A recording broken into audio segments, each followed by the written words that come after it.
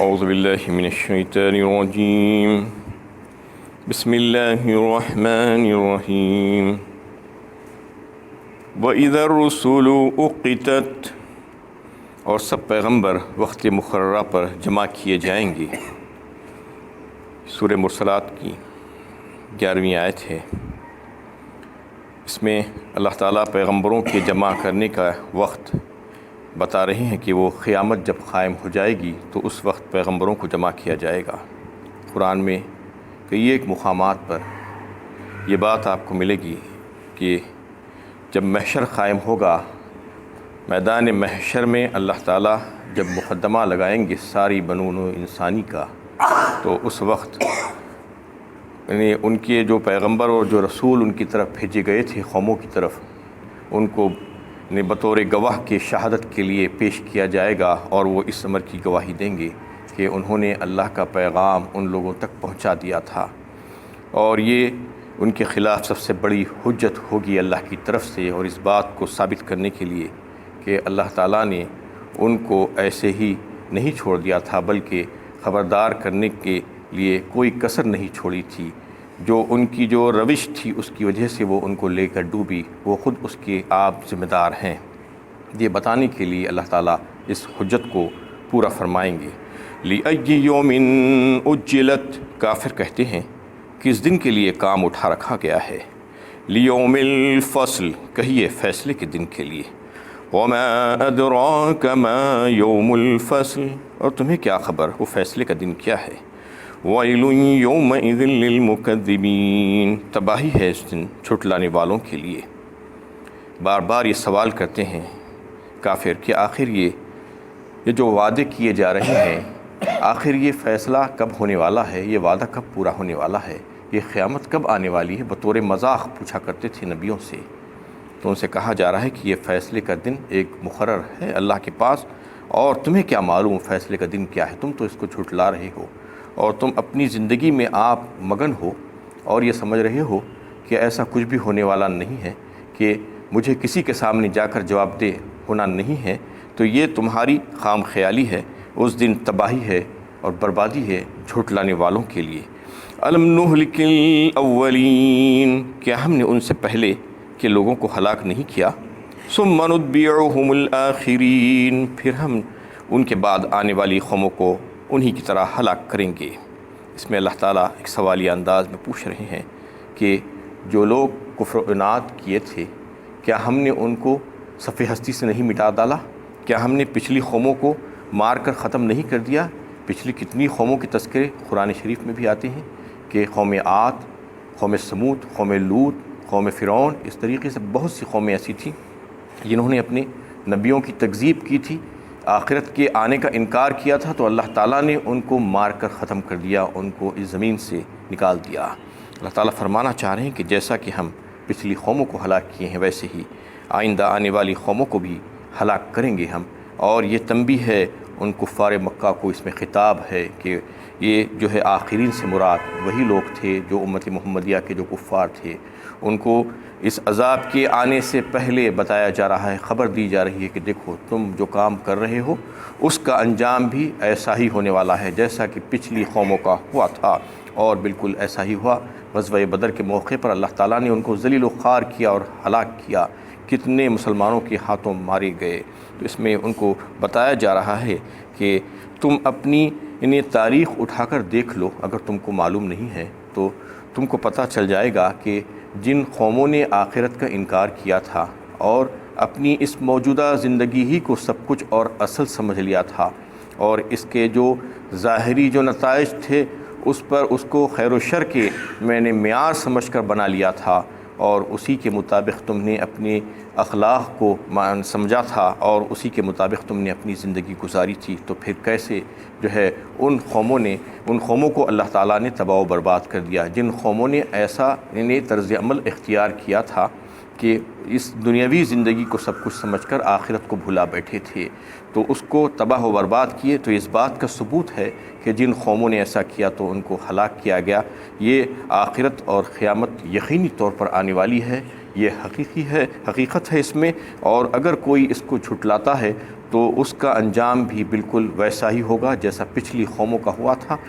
اور اس کا معاملہ تو بالکل ایسا ہے جیسا کہ ایک اندھا آنکھ بن کر چلا جا رہا ہے تو اس کو نقصان اٹھانا ہی پڑتا ہے۔ تو اللہ تعالیٰ یہ فرمانا چاہ رہے ہیں کہ یہ ہمارا فیصلہ ہے اور یہ ہمارا قانون ہے مستقل، اور ہم ایسا ہی کیا کرتے ہیں۔ کذالک نفعل بالمجرمین، ہم مجرمین کے ساتھ ایسا ہی عمل کرتے ہیں۔ جو جرم کرنے والا ہے، جو مجرم ہے، اس کے ساتھ ہم نے پچھلی قوموں کے ساتھ بھی ایسا ہی کیا، اور آئندہ بھی کوئی ایسا کرے گا تو پھر اس کے ساتھ بھی ایسا ہی معاملہ کیا جائے گا۔ یہ مجرمین کو اللہ تعالیٰ جو سزائیں دیتے ہیں، اس میں بتانا چاہ رہے ہیں کہ دنیا میں ان کا جو انجام ہے، ہوا ہے اور ہونے والا ہے، تو وہ جو ہے اصل سزا نہیں ہے ان کی، اصل سزا تو جو ہے فیصلے کے دن ہوگی۔ یہاں پر تو ان کو ایک نمونے کے طور پر یہ سزا دی گئی ہے۔ یہ عام طور پر یہ ہے کہ جو ان کی روش سے، جو اس روش سے باز نہیں آتا ہے اور مجرمانہ حرکتیں مسلسل کرتا رہتا ہے، تو اس کی روک تھام کے لیے اس کو ایک طریقے سے گرفتار کیا جانا ہے بس۔ لیکن جو ان کے کرتوت ہے، وہ کرتوت کا فیصلہ تو اس دنیا میں نہیں بلکہ بڑی عدالت میں ہوگا، جو آخرت میں قائم ہوگی، تو وہاں پر ان کے سارے فیصلے ہوں گے ان کے متعلق، اور اس دن سے ان کے لیے تباہی اور بربادی شروع ہو جائے گی۔ وَيْلٌ يَوْمَئِذٍ لِّلْمُكَذِّبِينَ، تباہی ہے اس دن جھٹلانے والوں کے لیے۔ اس میں تقریباً 9 بار یہ آیت کو مکرر اللہ تعالیٰ نے لا کر جو ہے یہ بتانا چاہا ہے کہ مختلف انداز میں مختلف حقائق کو سامنے رکھتے ہوئے اور مختلف مثالیں دیتے ہوئے جو ہے یہ سمجھانے کی کوشش کی ہے کہ دیکھو آخرت کا انکار کرنے والوں، تم یہ بات کو سمجھنے کی کوشش کرو کہ آخرت اور قیامت اور مرنے کے بعد دوبارہ اٹھائے جانا یہ حق ہے اور یہ ضروری ہے اور یہ حکمت کے مبنی ہے اور یہ ہونے والا ہی ہے۔ تم اگر اس سے انکار کرو گے تو تمہارے لیے تباہی و بربادی اور ہلاکت کے سوا کچھ بھی نہیں ہے۔ ویل کے ایک معنی احادیث میں یہ بھی آتے ہیں کہ جنت کی ایک وادی ہے جس میں مجرموں کے جو ہے گنہگاروں کے پیپ جمع ہوں گے، اور وہاں پر ان مجرمین کو رکھا جائے گا، وہاں پر ان کو پھینک دیا جائے گا۔ یہ جو جھٹلانے والے جو لوگ ہوں گے ان کا مقام وہیں پر ہوگا۔ الم نخلقکم من ماء مہین، کیا ہم نے تمہیں ایک حقیر پانی سے پیدا نہیں کیا؟ فجعلناہ فی قرار مکین، پھر ہم نے اس کو ایک محفوظ جگہ میں رکھا، الی قدر معلوم، ایک مقررہ وقت تک کا، فقدرنا فنعم القادرون، غرض ہم نے ایک اندازہ ٹھہرایا، پس ہم کیا ہی اچھی قدرت رکھنے والے ہیں۔ اس میں اللہ تعالیٰ آخرت اور قیامت کی دلیل کے طور پر انسان کو خود اس کی اپنی نفس پر غور و فکر کی دعوت دے رہے ہیں اور بتا رہے ہیں کیا ہم نے تم کو ایک بے حیثیت بے وقت پانی کے خطرے سے اور نطفے سے پیدا نہیں کر دیا، اور پھر ہم نے تم کو کیسا پیدا کیا کہ ایک خطرے کو تو ہم نے جما دیا، ایک ایسے محفوظ جگہ پر عورت کا جو رحم ہے اس میں جمایا، اور پھر وہیں پر تمہاری پرورش کی اور اس کی ایسی حفاظت کی اور ایسی نگہداشت کی کہ دنیا کا سب سے محفوظ مقام مادر رحم ہے،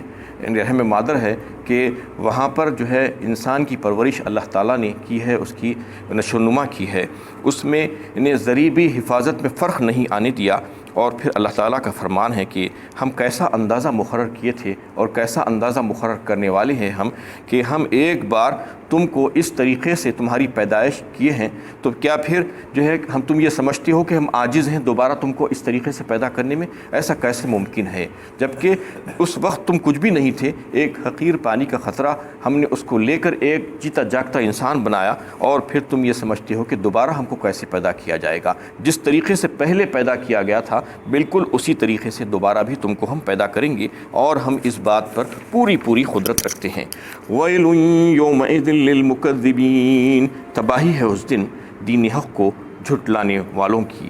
أَلَمْ نَجْعَلِ الْأَرْضَ كِفَاتًا أَحْيَاءً وَأَمْوَاتًا، کیا ہم نے ایسی زمین نہیں بنائی جو زندوں اور مردوں کے لیے کافی ہو جاتی ہے؟ وَجَعَلْنَا فِيهَا رَوَاسِيَ شَامِخَاتٍ وَأَسْقَيْنَاكُم مَّاءً فُرَاتًا، اور ہم نے اس میں بلند بالا پہاڑ بنائے اور تمہیں میٹھا پانی پلایا۔ اس میں اللہ تعالیٰ ایک زبردست دلیل کے ذریعے سے پھر سے اس بات کو سمجھا رہے ہیں کہ قیامت اور آخرت یقیناً آنے والی ہے، یہ حقیقت ہے۔ یہ اس وجہ سے کہ تم دیکھتے ہو کہ زمین کو ہم نے جو بنایا ہے وہ زندوں اور مردوں دونوں کے لیے کافی ہے۔ اگر ہم اس پر غور و فکر کریں تو پتہ چل سکتا ہے کہ زمین پر رہنے کے لیے اللہ تعالیٰ نے اس کی پیٹھ پر زندوں کا مقام بنایا اور مردوں کا اس کے پیٹ کا مقام بنایا،